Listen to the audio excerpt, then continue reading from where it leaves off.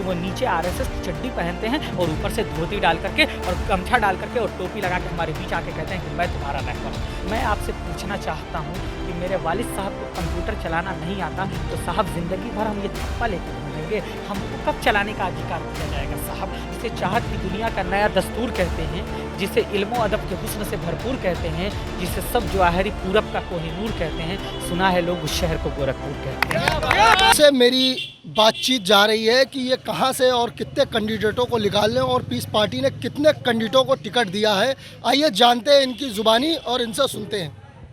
बहुत शुक्रिया आपका।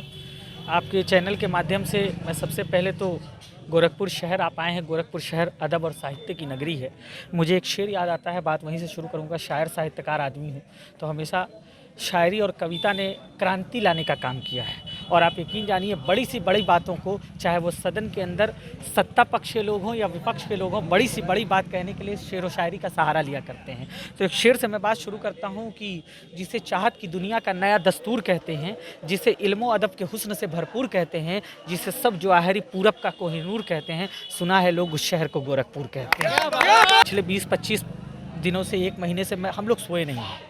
इकबाल अंसारी साहब, कम्मू साहब, सारी पूरी एक टीम के लोग, जितने लोग हैं, शामुद्दीन साहब, तमाम लोग, हम लोगों ने गोरखपुर शहर का जो वार्ड नंबर 1 है, जो हमारा बूथ नंबर 1 है पट्टन, वहाँ से लेकर के 460 बूथ तक गए हैं।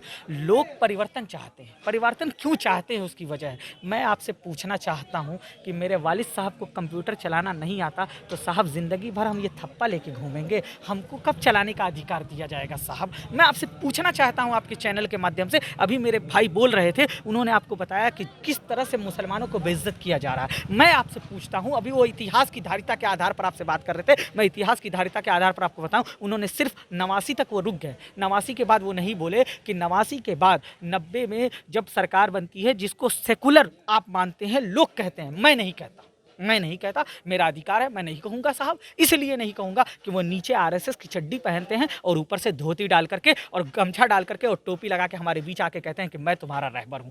ऐसा रहबर हूँ जो तुम्हारी दलाली करूँगा, ऐसा रहबर हूँ जो हमारे अपने लोग जब तुम्हारी बात करेंगे तो वो जेलों में सड़ रहे होंगे, उनको बचाने वाला कोई नहीं होगा साहब। ये ऐसे लोग हैं। मैं आपसे पूछना चाहता हूं कि गोरखपुर विधानसभा, गोरखपुर में 9 विधानसभा है, 9 विधानसभा में क्या कोई भी ऐसा कैपेबल मुसलमान उनको नहीं मिला कि वो उसको टिकट दे सके? ये सवाल है साहब। सवाल इसलिए भी है कि जहां पर आप खड़े हैं 323 गोरखपुर ग्रामीण विधानसभा में, यहां पर 1,30,000 मुसलमान हैं। इनका वोट तो आपको चाहिए, लेकिन आप इनको विधायक और सांसद नहीं बनाएंगे।